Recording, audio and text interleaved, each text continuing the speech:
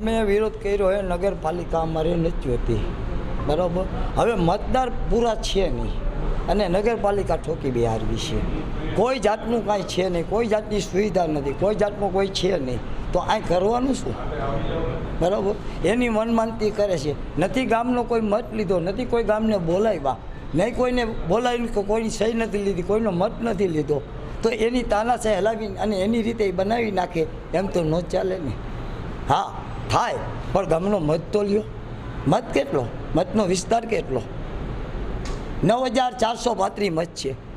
26,000 25,000 મતદાન હોય તો થાય નગરપાલિકા. તો અમે કોઈ વિરોધ નથી કરતા, નગરપાલિકા બનાવવો એનો કોઈ વિરોધ નથી. 25,000 મતદાર હોવા જોઈએ ને.